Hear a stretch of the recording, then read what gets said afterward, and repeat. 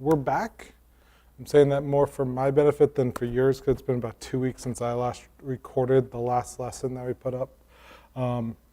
It's a little late this week because of getting back from vacation and everything like that. But hopefully next week we'll get out on time. Just a quick note, and I'll kind of keep us updated as we go. Next week, like next Wednesday, I am starting school back up as a teacher.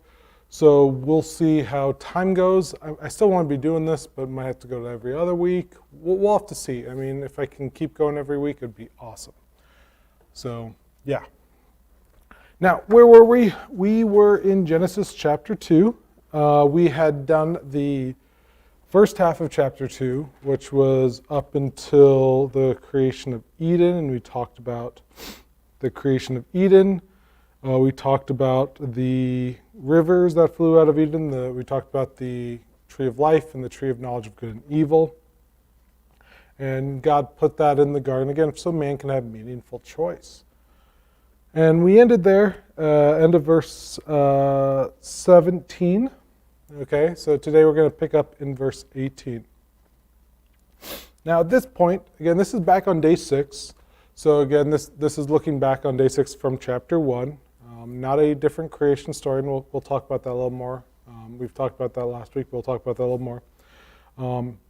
But a closer look at what actually happened on day 6. So at this point, if we look at Adam, he has the garden. He's physically cared for, and even more than that. Okay, the garden really gave him everything he needed. He could even walk with God, his creator, during the cool of the day. We know that happened. But at this point, there is still a problem. Adam doesn't have any companion, any equal companion for him to live life with, really.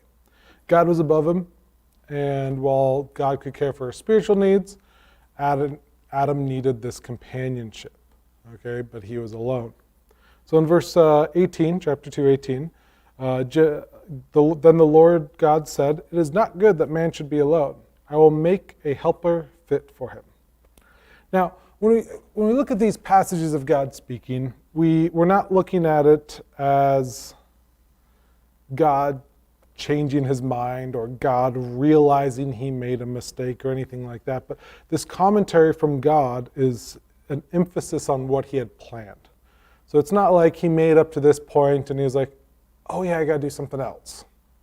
It's he made up to this point, he paused for a reason, for an emphasis, and stated this, that it is not good for man to be alone. So, I mean, and that emphasis is really just that, man needs companionship. Now, when we look at the phrasing here, I'll make a helper fit for him, a lot of people look at this as another passage of the Bible, placing men above women or misogynistic type of stuff. But when you actually look at the idea of a helper, it's not someone who's inferior. So if we're saying there's a helper for Adam, we're not saying, well, that person's subservient to Adam. The term helper here, the word in the Hebrew is actually used quite often to describe God himself. In Deuteronomy 33, Moses is giving his final blessing to Israel. And 3 times in that chapter, he calls God Israel's helper. And again, it's using the exact same word here. So this is Moses, who also authored or edited this Genesis, and in Deuteronomy as well. So he'd be using the same word in the same way. And there's three verses, again, verse 7, verse 26, verse 29. I don't know if I just said that. But in verse 7, Deuteronomy 33:7, it says, "And this he said of Judah," this is again Moses speaking, "Hear, O Lord, the voice of Judah, and bring him in to his people. With your hands contend for him, and be a help against his adversaries." So again, this is God being a help to Israel. And we obviously would not say that God is subservient to Israel. Many other places, it's the same thing. In the Psalms, it's used, again, the exact same term in the Hebrew is used for God. Psalm 33:20. Our soul waits for the Lord. He is our help and our shield. Again, exact same term. Psalm 70, verse 5. Excuse me. But I am poor and needy. Hasten to me, O God. You are my help and my deliverer. O Lord, do not delay. So again, we cannot see helper as an inferior, okay? But it's more just something that is needed, okay? So we're not saying that Eve was inferior to Adam. And even the word or phrase fit for him, I don't know how your version translated it, but it says, I will make a helper fit for him. The idea is to fit beside him. And that means something that is equal. If you're walking side by side, you're there beside you, you're equals, walking together. So this is, again, talking about an equal fit to walk hand in hand with Adam. All right, verse 19. Now out of the ground the Lord had formed every beast of the field and every bird of the heavens, and brought them to the man to see what he would call them. And whatever the man called every living creature, that was its name. And then verse 20, the man gave names to all the livestock and the birds of the heaven and to every beast of the field, but for Adam there was not found a helper fit for him. So to show Adam his need even more, God causes the animals to come before him. Now, depending on your version, in verse 19, you might say that the Lord God formed every beast of the field. But ESV and most of the newer versions translate it as had formed. That is a better translation. It's not just someone wishful thinking trying to pen that had in there. If you've studied foreign languages, you realize that some translations are tough to make between languages. Now, most of the language we study nowadays are all Latin-based, from the ancient Latin, Italian type languages. And so they have many similarities, but even there's some words that are tough to translate. If we're talking about languages outside of the Latin-based languages, the nuances are even tougher. So the fact that some earlier translated as just formed and now we're saying had formed, that's something that's come from examining the Hebrew more. We've seen similar constructions in other places that are clearly had formed that match this construction. And so we see that these conjugation applies here and makes sense. Okay, so again, that's why some older versions might just say formed, but the more modern translations would say had formed for this part. And so again, we're not saying God formed new things here. Okay, he had formed these beasts, and now he's bringing them before Adam. So, yeah. Now, if we look at what is brought before Adam here and compare it to chapter 1, what we find is that it's only the beasts of the fields and the birds of the air that are brought before Adam. In verse 20, it does mention the livestock as well, so that would be brought before him as well. But what's lacking, Eden wasn't near an ocean, as far as we know. I mean, there's no indication that it was anywhere near it. If it was the mouth of 4 rivers, it'd probably be up on some hills, not by the ocean. If not, at least hills, if not mountains, type of thing. So the creatures of the water wouldn't be brought before Adam. Now the other thing that's actually lacking that's mentioned in chapter 1 is the creeping things of the ground. It's mentioned in chapter 1, verses 24 through 26, but they aren't mentioned here. Some view this as, purposeful admission, like saying God did not bring them there. Others point to how livestock aren't mentioned in verse 19, but they are mentioned in verse 20 as, not using, the part to talk about the whole. It's not mentioning every distinction made in chapter 1, but still saying they all came before Adam. I lean a little more towards the former, the creeping things. So because the sea creatures are definitely ruled out. So ruling out the creeping things isn't a bad thing as well. The creatures of the sea would have been ruled out as companions by default, even if even if a sea creature had been capable mentally as a companion for Adam, The fact that they are ocean and man is terrestrial, it would make a terrible companion for Adam. The creeping things were also most likely obvious creatures that would not be good companions for one reason or another.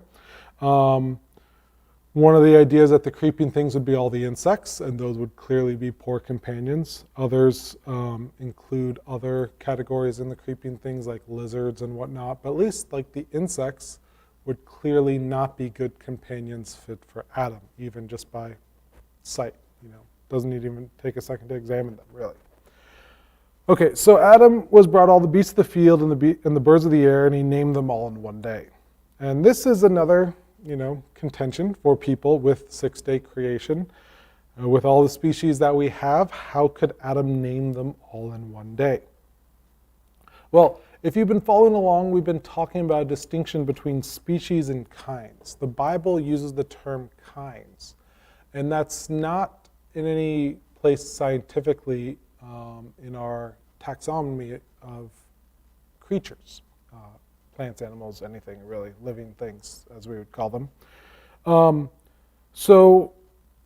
the thing is, like, even the term species is often debated. What exactly makes a new species scientifically? So beyond that, we're not worried about specific species, okay?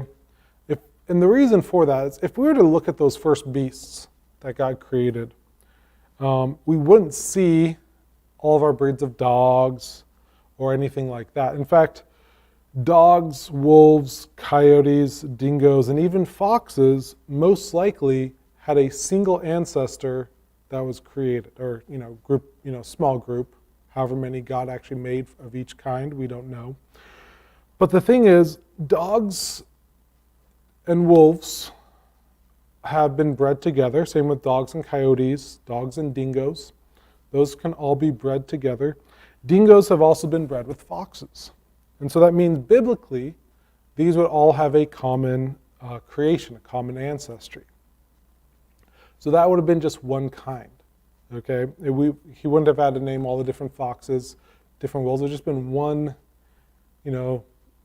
whether it's two or just a small group, we don't know how many God actually made. But it would have just been that. He didn't have to name hundreds of dogs, didn't have to name the different kinds of foxes and things like that. So, but now, if we look at today, that one set of creatures, migrated to different parts, and as it went to different places, genetic material was lost to each of these groups, the foxes, wolves, coyotes, and whatnot. And it makes them breeding today difficult, but still possible. There's still connections between them. Okay, so when we talk about this idea of kinds in the Bible, it's actually a very broad scope compared to today's species. Again, he wouldn't have to even name wolves versus dogs, or wolves versus or coyotes. That would have been all just, one creature, So our myriad of species today is not what Adam named, okay? And again, God designed animals to adapt to their environments, but their adaptation was with information that was already in their DNA. Okay, they didn't need random mutations to adapt, but the information was all there. Just as they diversified, or migrated to different places, some of them lost some of their DNA information. Others, there's epigenetics, if you know some of that, can alter how creatures behave without actually even changing their genes. So we see this wide diversity of species today, but we can't confuse that with the biblical idea of kinds. Okay? So if we were to look at these creatures and say, could Adam have named them? Now, especially if we're leaving them beside the creeping things, okay, the insects and all of that, yeah, he would have actually had plenty of time. So assuming Adam could kind of name as they come, he could perhaps name 5 or 10 a minute. Over 4 hours, that would be between 1,000 and 2,000 things he could name. So again, if we exclude the creatures of the sea and the creeping things, that would be well within the limits of what we'd consider kinds for everything else. mammals, amphibians, reptiles. That's basically everything else that'd be on the land. So if we look at this, the broadest classification of mammals has less than 500 families in it. Again, that's the broadest. There's some that actually have, like, classifications have fewer, because again, science doesn't always agree with, different scientists say, well, this is what makes this family and this is what makes that family. So it's all up there, but the broadest classification of families has mammals has 500 families in it. Reptiles is a little tough to find definitive information, but I could see one with about 200 families in it, and about the same with birds. So it's about 900 different families, again, by broad considerations. It could have been even narrower. I'm not a zoologist to kind of look at all the details here. But 900 different kinds, again, he could do that in a few hours. Not even, not too difficult. And even if you include some extra families from animals that would now be extinct by in our modern day, it should still be doable. Okay. But again, even the idea of families in biology doesn't necessarily mean that every family as we consider in biology had been there. There's some groups we would consider families in biology that would still perhaps have a common ancestor in creation. Okay, so Adam was brought these creatures, and what he named them was their name. Okay, now, why did God have Adam name them? Naming things is a sign of stewardship. Okay, so God himself, if we actually look at Genesis 1, the only things God himself named was day and night, the heavens, the earth, and the sea. And I think man himself, I forgot to include that in here, but if we look at, he says, like, let's create man in our own image, so in a sense that's naming him. But those are the things that God named. So again, it was day and night, heavens, earth, sea, and man himself. But the things that were in the earth, God let man name, okay, because man was going to have dominion and stewardship over it. And so through all this naming, Adam could not find a suitable helper. He would have had to have been able, he would have been able to see these creatures come by, and if they came by in their groups, which most likely they did, he would have seen the male and female together. So he would have seen their completeness and his incompleteness. And again, this isn't God's poor design, because obviously he's already designed male and females, but he's emphasizing this for Adam. Okay, verse 21. So the Lord caused a deep sleep to fall on the man, and while he slept, took one of his ribs and closed up its place with flesh. And the rib that the Lord God had taken from the man, he made into a woman and brought her to the man. Now, before we say anything else, rib is a bad translation. It's a poor translation. Not the worst in the world, but it's a poor translation. The word in Hebrew is never translated rib except for here, okay, in any modern translation. The reason this happened, though, is the Septuagint, which is it's the old Greek translation that was made, even before Jesus was born. The Septuagint translated the old Hebrew text into Greek because the Greeks were in power at the time, and they used the Greek word for rib here. But again, the Hebrew word that is found here is nowhere else ever translated as rib. It's translated as side or middle. Sometimes it's translated as like a chamber, but rib is actually just a very, very poor translation. So we don't think about, those myths, men have one less rib than women. Not true, not what we're trying to get at here. Rib's just a bad translation, Okay, so God caused sleep to come over Adam and took part of his side to fashion woman. So, a couple questions here. Why did God cause Adam to sleep? Okay, why did he even take flesh from Adam? So those are two good questions. We're going to talk about them. So first, why did God cause Adam to sleep?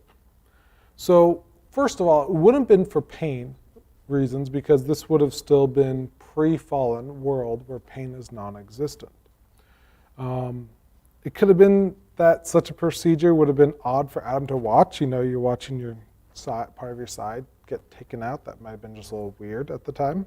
Who knows? It could have been that God wanted that, close your eyes, I got a surprise for you, going. So when Adam woke up, there she was. I mean, it sounds odd to say it like that, but it could have been a reason. Now, the reason I really think that God did this is actually an illustration of what comes much later. God could have taken stuff from Adam in many different ways. The reason why I think he caused Adam to fall into sleep, though, is actually an illustration. We look at Genesis, and we actually see in Genesis 3, we talk about how that is the first promise of Jesus' coming. Okay, if you look at Genesis 3 near the end, it says, verse 6, or where is that? Verse 15, talking to the serpent, I'll put enmity between you and the woman, and between your offspring and her offspring. He shall bruise your head, and you shall bruise his heel. Well, that's a promise of Jesus. Jesus is coming later on. If that's a promise of Jesus is coming later on, which it is, this is an illustration of what Jesus does when he comes. Because Jesus was placed in a grave, and upon his resurrection, he formed his church. Okay? Now, here Adam is placed into a deep sleep, and upon his awakening, he is greeted by his new wife. Now, remember, if you read, it's in common literature today too, but if you read through the Bible, the word sleep is often used to talk of death. And not that I think Adam really died here. I'm not saying that. I'm not saying that at all. This was before death. He wouldn't have died. But we often see the word sleep used as an illustration or, just some example of death. Paul talks about those who have gone to sleep before us. He's talking about people who have died. But sleep would have been the closest thing to death in the pre-fallen world. So Adam fell asleep. When he woke up, he had his bride. Christ fell asleep. When he woke up, he made his bride. The church is Christ's bride. So that's actually why I think he fell asleep. Could have been other reasons. Probably. God rarely does things for one reason, but if I were to say why, it's probably that illustration. Okay, secondly, why did God take flesh? And also, how much flesh was even taken? We don't know how much flesh was even taken. But what we do know is that in verse 23, which we'll read in just a second, Genesis 2:23, Adam says, bone of my bone, flesh of my flesh. So some bone, some of flesh was probably taken. Okay, although that is also sometimes used as kind of just saying, family, but here it probably is a little more literal. Okay, so in whatever God took, he fixed what was remaining, and perhaps he just naturally fully regenerated into the perfect world, or that he fixed enough that the natural healing process would take over what was lacking. Probably more the former, but could have been the latter. We don't know. The creation was very good on that day, so probably he regenerated it. Okay, but again, why did Adam take flesh from Adam? Sorry, I said that wrong. Why did God take flesh from Adam in the first place? Why didn't he just form Eve from the ground like Adam? Well, first, again, the idea of flesh from Adam's side, again, points to Eve being his equal. If it had been something taken from his head, she would have been his superior. If it had been something taken from his legs or feet, she would have been his subordinate. But side would mean equal. Secondly, this is to show the interconnection between men and women. Okay, this is the unique creation. This is one of the things that does set us apart from other creation. Other animals, male and female, are created together. This was special. We are all from one flesh. Okay, Adam's flesh, which was formed into Eve, the mother of all, as well. So we all have one common ancestry. It's very unique. And also it's the idea of marriage, which we'll talk about in a couple verses. Okay, two shall become one flesh. And that's because the first two were one flesh. Okay, so God puts Adam to sleep, brings woman to him, and he wakes up. And this is actually the first poetry we see in the Bible. Genesis 2:23. Then the man said, "This is at last lifted, bone of my bones, flesh of my flesh. She shall be called woman because she was taken from man. So at last, he finally has that companion. Okay? And here, these phrases, bone of my bones, flesh of my flesh, she shall be called woman because she was taken out of man. This, in a section that in all other ways looks as narrative, is poetry. And honestly, I think part of the reason God put it here is to contrast, saying the rest of this is actually narrative. It's not figurative, but here's a bit of poetry. I think that's part of the reason. I think the other reason is to, talk about, one of the reasons why we have poetry. God, he saw all the wonders around him, but what's the first thing that causes him to have poetry? A woman. So, okay, now, another interesting thing here, though. Adam does name Eve. Well, he doesn't name her Eve yet. Interestingly, that doesn't happen until after the fall. But he names her woman. So does that mean that he is above her? Well, this is where, when we look at biblical roles, yes, he is. It's his duty to take care of her. He is the steward of her. But that doesn't denote her inferiority. Okay, again, they're equal. These are roles that God has given between man and woman. Men and women are designed for different roles, and we must acknowledge that. So yes, there was a reason why Adam was named first, or created first. But as we've clearly seen, it wasn't to be her superior. It's so that they can be companions. Yet still, again, roles exist between these first two creatures capable of meaningful choice. And so since they have this meaningful choice, there has to be a role established here. Okay, and if we have contention with this nowadays, we have to ask, is this our culture bleeding out? Is this our sin nature welling up, or our pride coming out?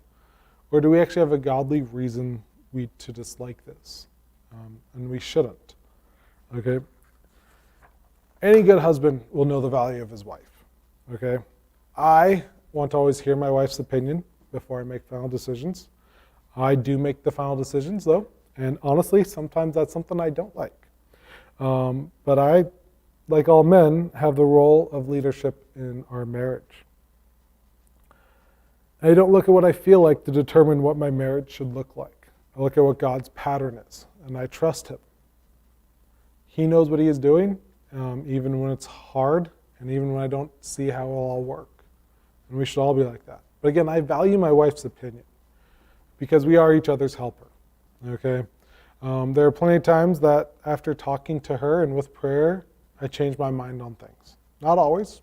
It's not like I just always do that, but even when I disagree with her, she's also fine with that. Okay? Because we understand the roles God had given to us. We both know it's my job to lead, and I'd say it's my job to lead for better or for worse, but if we're following God's design, we trust that it's always for the better. So again, Adam named her. That's fine. It's not saying she's inferior. Okay, it's just there are some roles going on there, though. Now, he named her woman. And it says, and he called her woman because she was taken out of man. Okay, now, similar to our English words, the Hebrew words are similar between man and woman.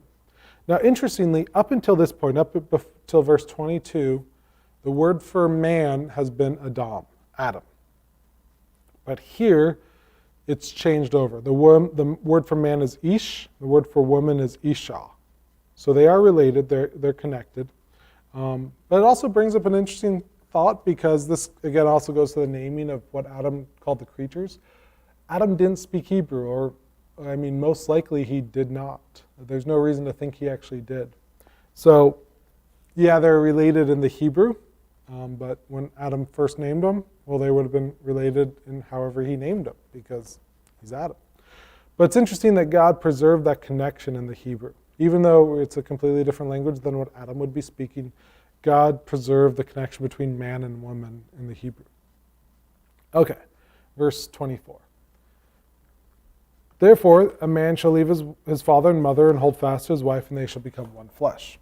Okay, so this is the proclamation of marriage. Okay, this is this description here is the first marriage. And marriage is the first ordinance instituted by God. Okay, it's shown on the sixth day. Now, if we actually look at verse 24 here, it seems more like commentary, so it might not have been verbally instituted on the sixth day, but it was definitely illustrated and instituted by design, if not by words, on the sixth day. And if we actually look at this verse here in Scripture, other scriptures, this is another nail on the head, or nail in the coffin for long day creation. And it's also a nail on the head for the thought that Genesis 1 and 2 are actually two different accounts. If you're following along, you can turn to Matthew 19. Mark 10 has the same account, but Matthew 19, if you turn there, verses 4 through 6. Okay. This is Jesus speaking. He's answering a question on marriage, and he says, "Have you not read that he who created them from the beginning made them male and female? And said, therefore man shall leave his father and his mother and hold fast to his wife, and the two shall become one flesh. So they are no longer two, but one flesh. What therefore God has joined together, let not man separate." So if we look at this, Jesus clearly viewed these accounts as both historical and the same creation story. When he talks about male and female, that's from chapter 1. I forgot the verse. At the end of chapter 1, when he created man and wife, or male and female, sorry. Verse 27 for chapter 1. And then again he goes on, two shall become one flesh. That's chapter 2, verse 24. So creation was clearly history for Jesus. It's historical. God made us male and female, not by happenstance or chance or directed through evolution, but he made both male and female. And he made us from the beginning. Those are Jesus' own words, from the beginning. Okay, so this is not something that happened recently from, an ecological scale or ecological scale, or geological scale, I think. But it's from the beginning. And again, from the same breath, he quotes both chapter 1 and chapter 2, saying, hey, there's no inconsistency between these two chapters' stories. They're not two different creation stories, but one, with the second part looking at specific details. So, and other parts of the Bible do this as well, Genesis 1 and 2, but Jesus himself says that this is history and facts. Now, there's a ton more we could say about marriage, but, well, we got to check some of the time, and we can talk about some of that later when we get to other parts of it. The biggest thing that I want to say now about marriage here in Genesis 2 is that this was how it was designed to be. And that's not to say that everyone needs to be married. I mean, man was designed for companionship. So not everyone has to be married for that companionship. But if we do look at marriage, Genesis 2 is the image of what marriage should be. He designed marriage for companionships, and that's physically, spiritually, emotionally, and mentally. He designed it for a family, for a support system in life, and he designed it for permanence. It's interesting to think that in a pre-fallen world, you'd have one spouse and you'd be with them for forever. And this isn't the case now, and it won't be the case in the new heavens and the new earth as far as we can tell. But it is still for this life and for life. A husband and wife, I can speak today. Husband and wife are a new creation. Spiritually, they're bound together in a way that they weren't before. Physically, their offspring are a literal mix of their genetics. Becoming one flesh isn't literal in the way we think of it today, but it would be in the sense of this new creation. Now, the other thing I want to talk about is a big question that always gets brought up, especially when we talk about marriage, especially today. It's divorce. If you read the full passage of Matthew 19 or Mark 10, the one we read just part of it a little bit ago, you'll see that the question Jesus was answering was about divorce. And one of the things was that God allowed for divorce in Moses' time. And it persisted in Israel's history. And so why would God allow that? Now, Jesus' answer is right there. He says it's because the hardness of your hearts. And that's a tough thing to say, because why would you allow one bad thing to happen because of the hardness of their hearts? And the answer for that is because the other options would have been worse. I mean, if their hearts were being hard, they were not viewing marriage as God did. And so if they were to stay in it with the attitudes that they had, that would have been worse than leaving the marriage. Now, we as Christians don't have that excuse. We know exactly what marriage is for. We know what it illustrates and what God wants from us in it. Now, that being said, and because of the times and the ages we are living in, I want to talk about this. Is there any time a believer should initiate a divorce? The answer to that is no. But there's two things we need to add to that. One is that there is biblical grounds for separation for spouses. If you read 1 Corinthians, there's a whole chapter on marriage and even more, but chapter 7, 1 Corinthians 7, a lot about marriage in there. If you read verses 10 and 11, it says this: "To the married I give this charge, not I, but the Lord. The wife should not be separate from her husband.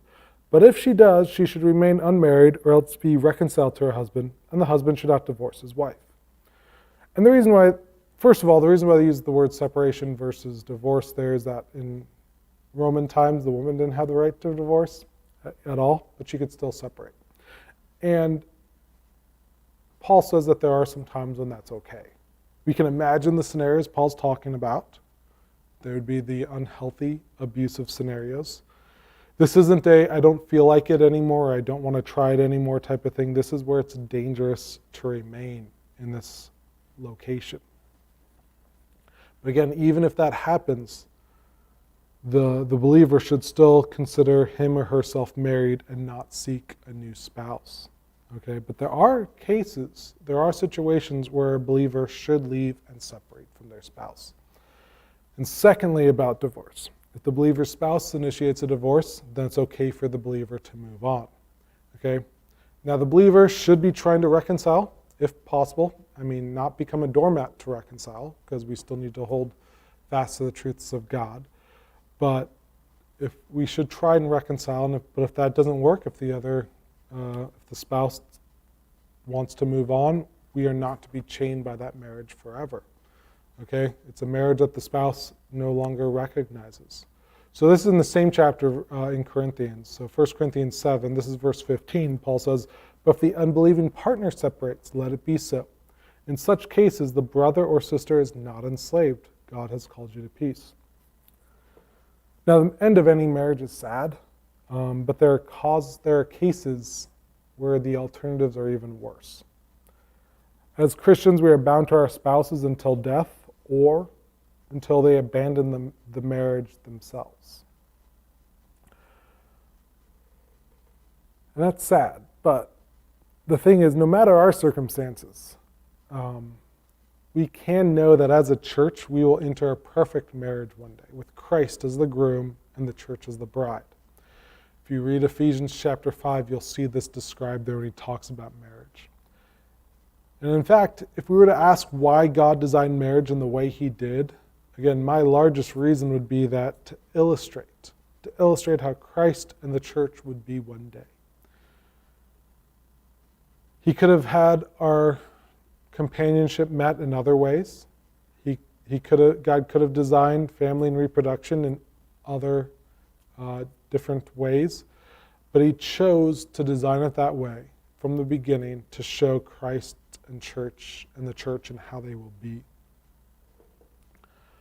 And so we end Genesis 2 with this verse 25, "And the man and his wife were both naked and were not ashamed." This is the transition to chapter 3. Man and his wife were both naked and not ashamed. In their perfection, there was no need for clothing. There were no thoughts that would enter their mind that were lewd or inappropriate. No shame for themselves could be present. It was at this time that God could pronounce that his creation on day 6 was very good. It was complete, sinless, and perfect. Now, as we'll see, unfortunately that did not last. Meaningful choice is necessary for us, but it has the potential for dire consequences.